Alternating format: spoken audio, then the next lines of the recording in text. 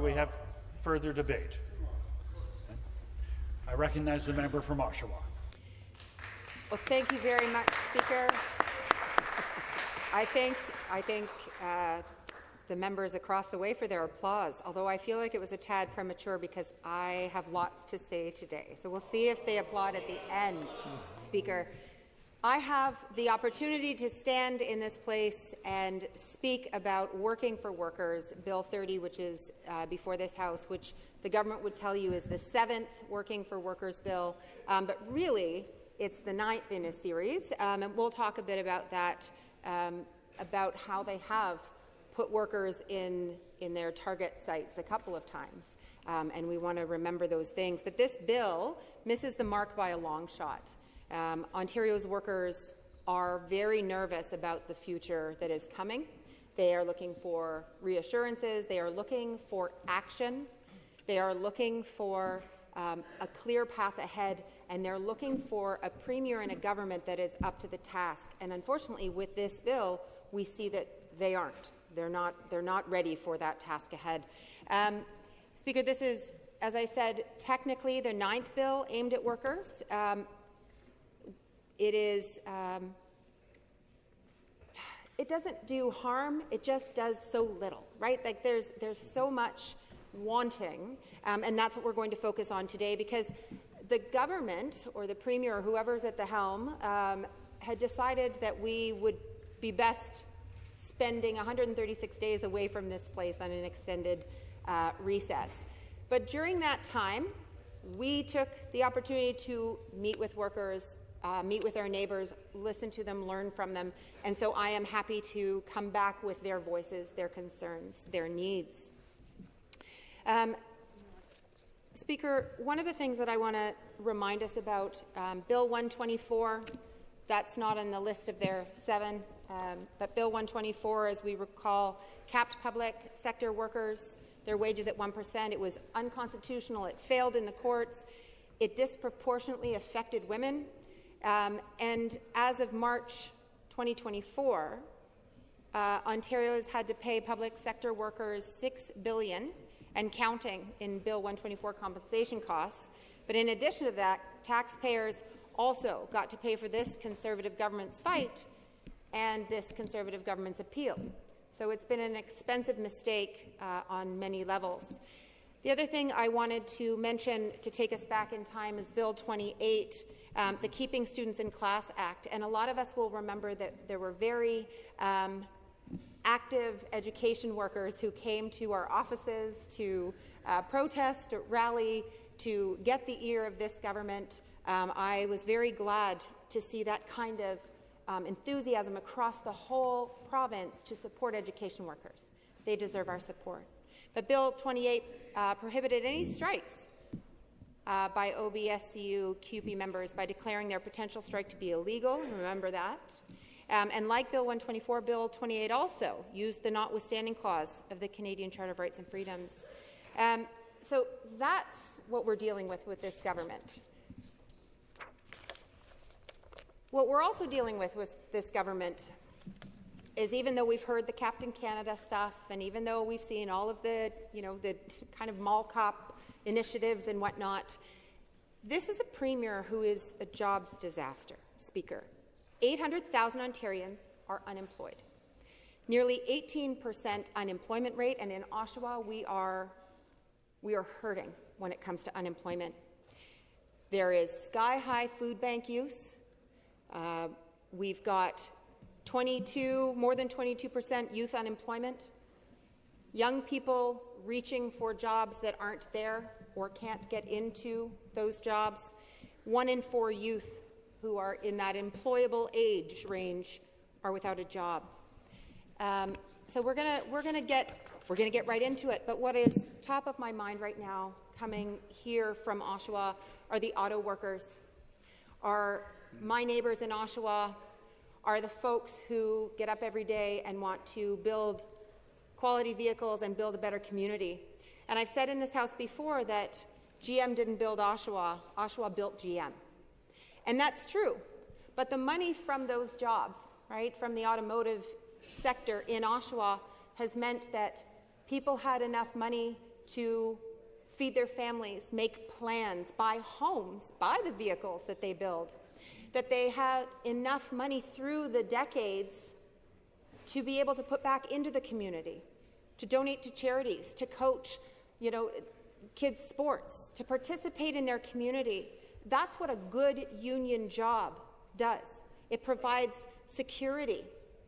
It provides predictable wages, job protections.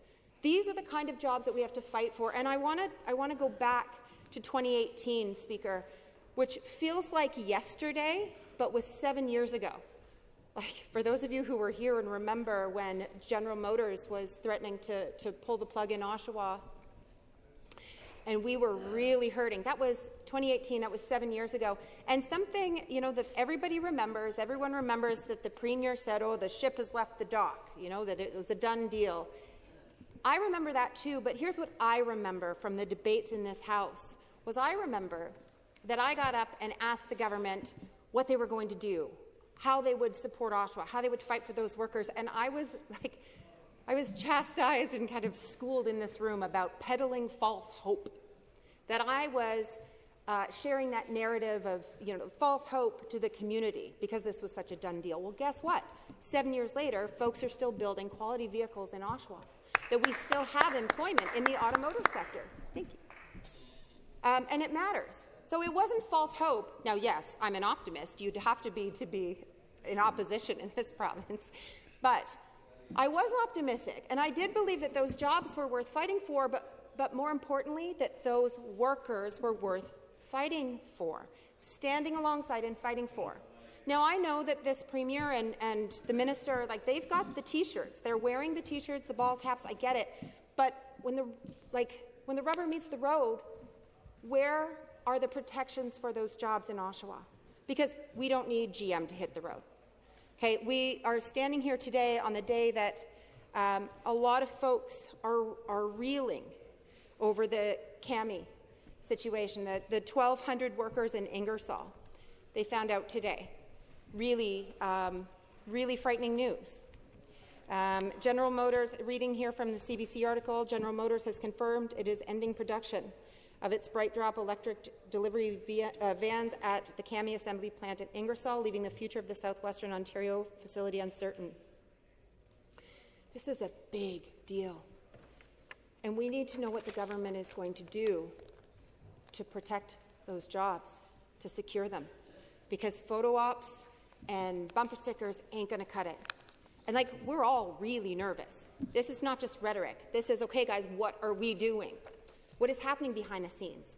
Those 136 days that the government was away from this place, away from accountability, away from answers, I'm going to hope, that optimist that I am, that they were behind closed doors working out a plan. I don't know. I haven't seen it, Speaker. But again, from the article, the update from GM came as a major blow to the 1,200 workers, many of whom have been laid off since the spring. Quote, this news was devastating for all of us, especially for the membership of our local, said Mike Van Bilkel, the president of Unifor Local 88. Quote, we've shown up for every ask, every time, and now to be met with this short-sighted decision is frustrating and disheartening, end quote. He has said workers are looking for answers and any glimpse of their future with the company. He has said, quote, over the next couple of days, we will be meeting with the company to begin working through these issues and to get clarity on what this means for all of us, for our jobs, our families, and our future, end quote. Now, this article says that General Motors has emphasized that Canada remains central to its North American operations, highlighting ongoing production in Oshawa and St. Catharines. That is cold comfort when we are living under this, cloud of uncertainty.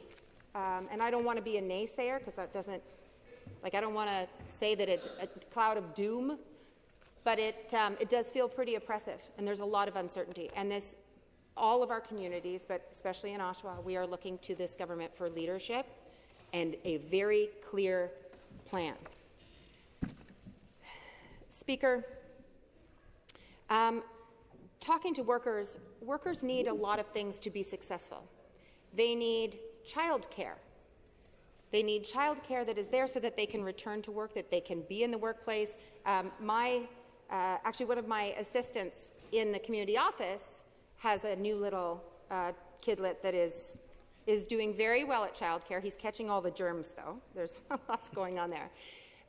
But she had said to me that childcare centre doesn't have a guarantee of the CWELCC, that's to get to the $10 a day daycare funding past March of 2026. They don't know when they'll hear about funding situation. They might have to pivot quickly. They're worried that if the prices go up, that they'll lose families who can't afford the previous prices, meaning they might have to lay off staff due to low numbers. That's a problem. If prices stay the same, that they have the physical space, they're not sure. Oh, excuse me. If prices stay the same, they do have the physical space to accommodate more children, but they wouldn't have the funds to offer competitive salaries to attract more staff. So you see how they're in a mess. And we had my colleague today ask a question of the government about ECEs, as this is the 20th annual Child Care Worker and Early Childhood Educator Appreciation Day, and asked about how they're going to actually support this sector. As my colleague from London Fanshawe had said, if this government truly values childcare workers, will he commit to a real plan that ensures fair wages, better working conditions, and career stability for this essential workforce? And will he get his ministers to the table to secure the future of affordable childcare for Ontario families? These are important things to talk about. But more than important things to talk about, they're important things to deal with and to fix. Because a lot of workers are parents.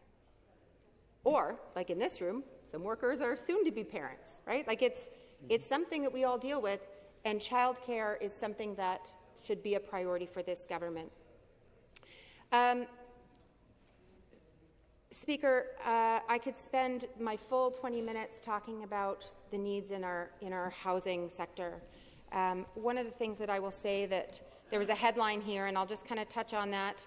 Renters need to make over $78,000 to have affordable rent in Vancouver and Toronto. Well, I'm not in Toronto, but our prices rival Toronto prices in terms of rent.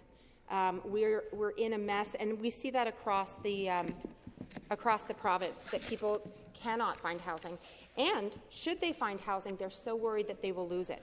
That was a thing when we were door knocking in the winter in a lot of apartments. There were people very concerned about above guideline increases, that they couldn't budget for those if they were successful, that they're counting every dollar, and that surprises like that, or looming expenses like that are not in the budget, would mean that they would actually lose their housing. So a lot of people, even that are housed, are precariously housed. And workers are not making enough to keep up with those changes.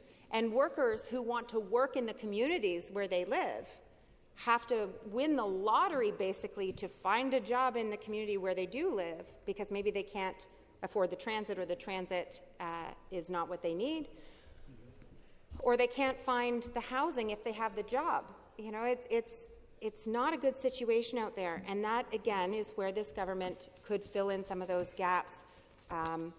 But they're not listening to workers. Here's a small piece of a letter that regarding the return to office. Like, this government is pretty tone deaf when it comes to listening to workers or doing what it is that they're being asked to do. Here's a letter. I'm writing as a concerned citizen of Ontario to express my opposition to the mandatory return to office policy being imposed on Ontario Public Service OPS employees. The rising costs of gas, parking, vehicle maintenance, and childcare place additional financial strain on employees already coping with inflation. The assumption that returning to the office will increase local spending is misplaced. Most workers will simply be trying to manage these new expenses, not spend more on lunches or other discretionary purchases. The increased commute will also take a toll on mental health and well-being. Ontario's highways, particularly the 401, are already among the most congested in North America. Forcing thousands more vehicles back onto the road will only heighten traffic delays, increase emissions, and lead to more road accidents. Moreover, the province's infrastructure is not fully prepared to accommodate a full-scale return to the office. Numerous government buildings do not have sufficient parking capacity, forcing employees to walk 20 to 25 minutes from available lots. These daily stressors compound to reduce morale and productivity while undermining the government's own efforts to modernize public service operations. This constituent goes on to say the mandatory return to office policy will likely cost the province more in terms of productivity losses, increased absenteeism, mental health strain and infrastructure demands than any potential economic benefit it aims to create. Ontario has the opportunity to lead by example by embracing modern, flexible work models that support both employees and the broader public interest.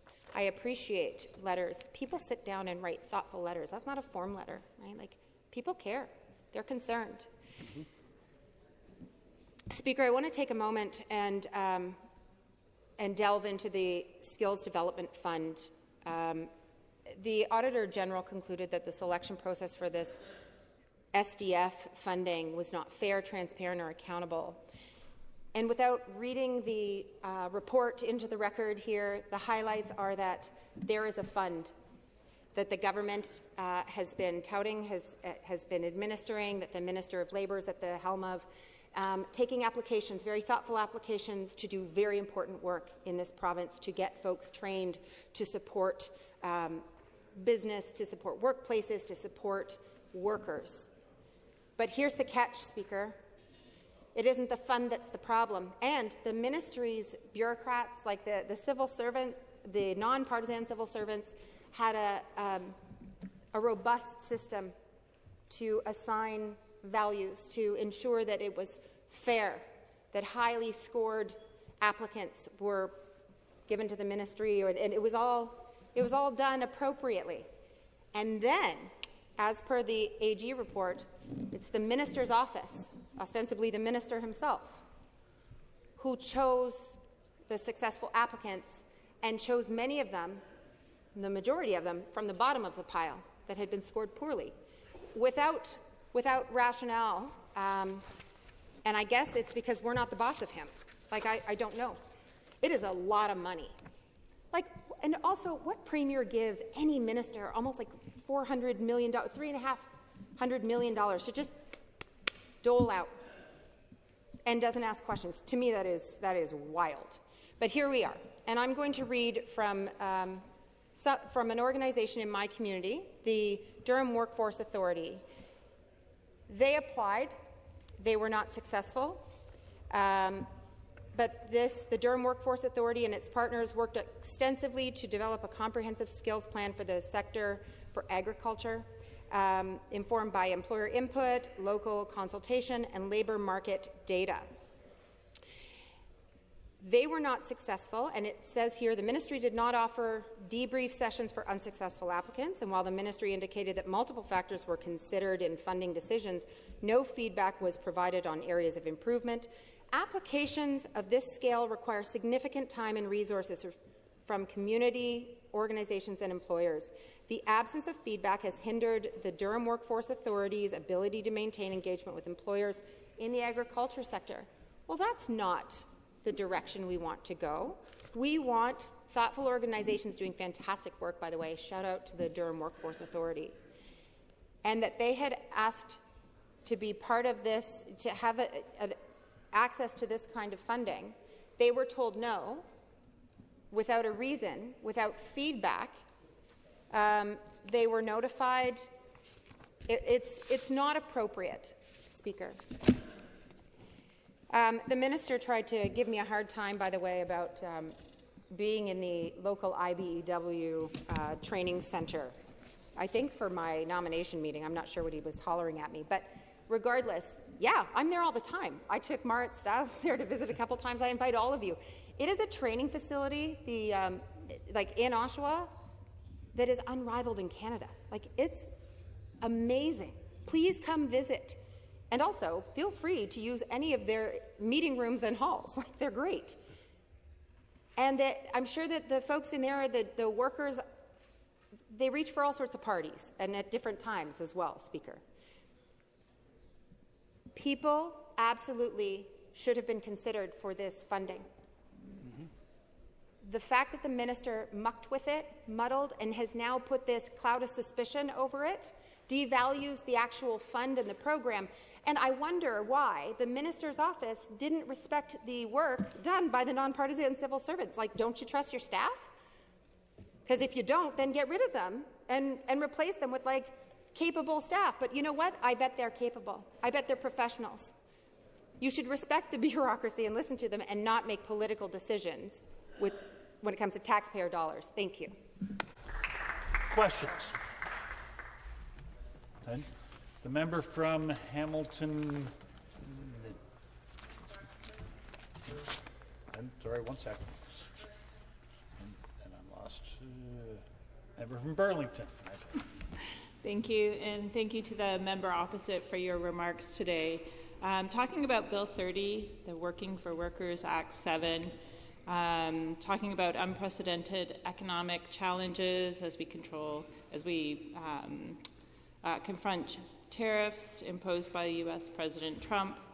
And so as we navigate these tariffs, these challenging economic times, this legislation supports introducing job-seeking leave for workers to use in their job search, things like attending interviews, creating resumes, working up their networking.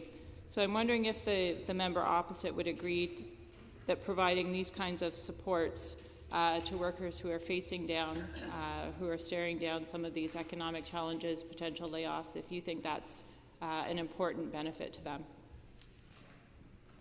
Member from Oshawa. I appreciate the moment that we are in politically in North America. And we've talked about unprecedented times. I could use some precedented times right about now. And I don't mean to make light of it because the weight of the tariffs, I mean, we all know we just went through 2 elections, provincial and federal, and everybody was talking about tariffs. In fact, I believe that that's why so many of the government members were elected, was because this whole Captain Canada shtick. People are looking for hope and they're looking for leadership. The problem is, here we are, how many months down the road when we are now facing jobs leaving. We're facing the reality. The folks in Ingersoll got the news today, okay? So we are not seeing how we're protecting the jobs and how we're protecting the workers. When we're making deals, are we attaching strings? How do we? And maybe the answer is it's more complicated than a quick fix, but what is your plan? I don't see a plan from this Premier or from the government to protect real jobs that we have right now. Where's the Canadian content stuff? Where's the Made in Ontario? Like, where is that? Let's see some of that. Member from Nickel. Thank you, Speaker. The member mentioned that the Auditor General described the process for the Skill Development Fund as being not fair, not transparent, and not accountable, and there was very little rationale to explain why the high-rank applications were not chosen.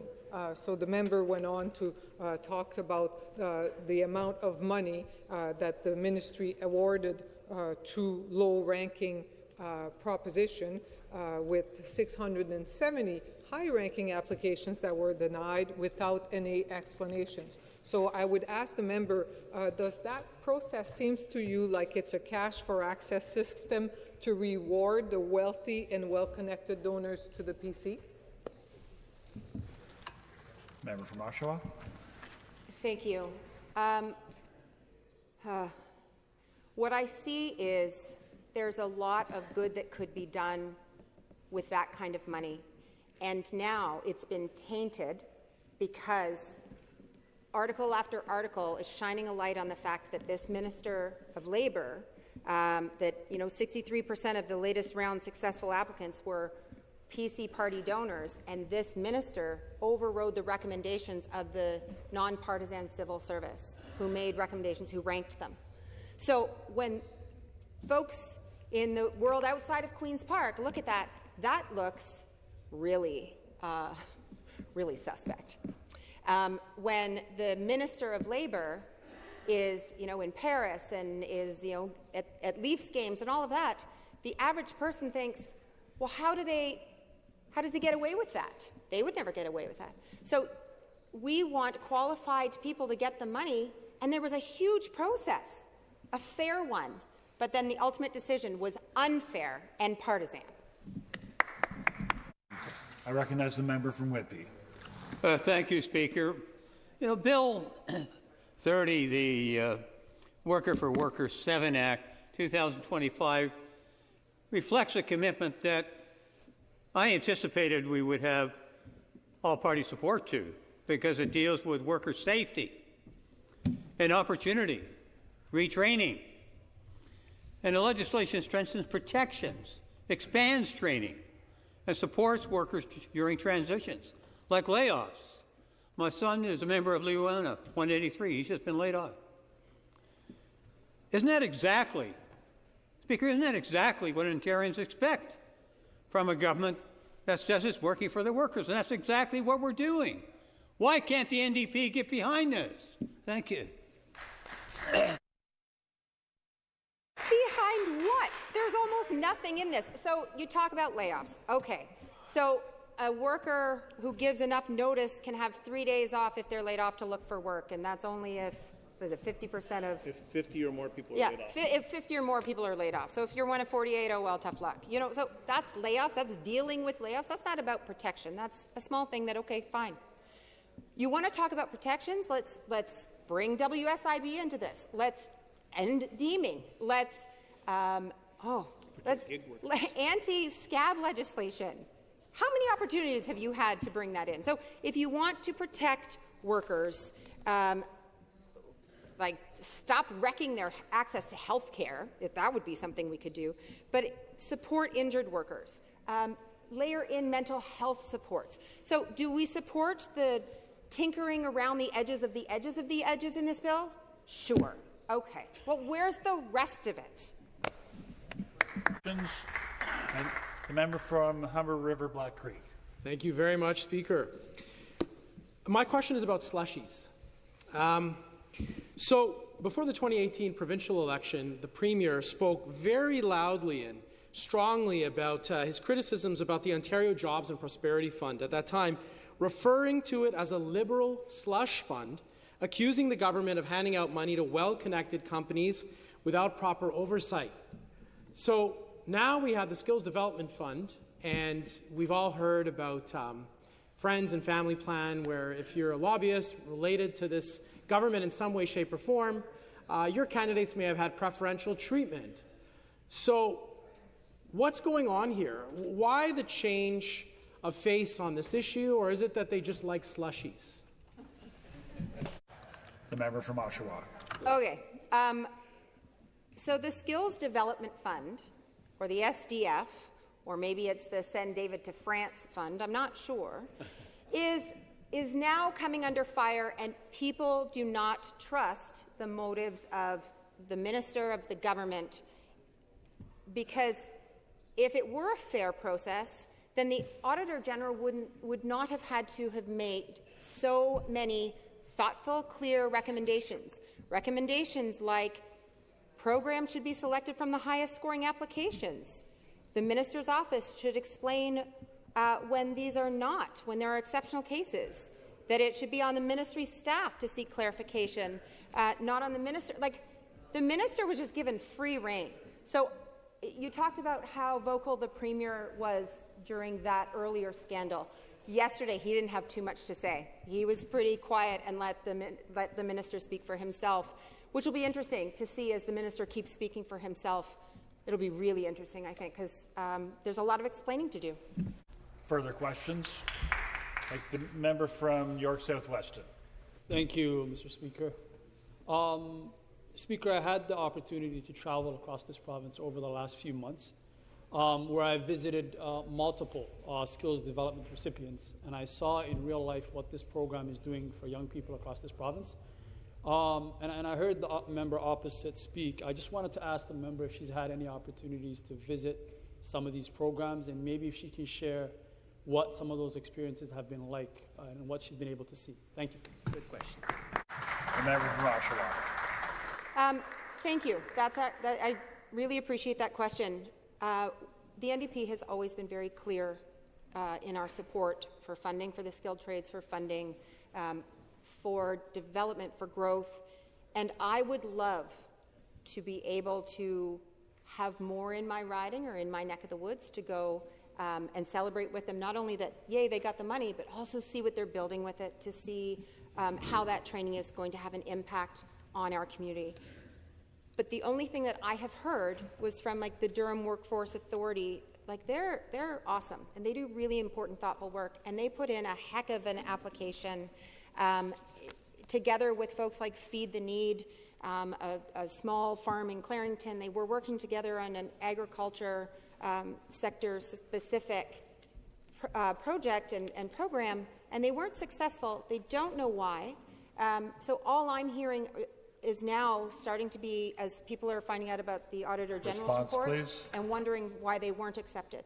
So I'd love to know who else was, and I'd like for the government to tell that story more, how it was decided. Thanks.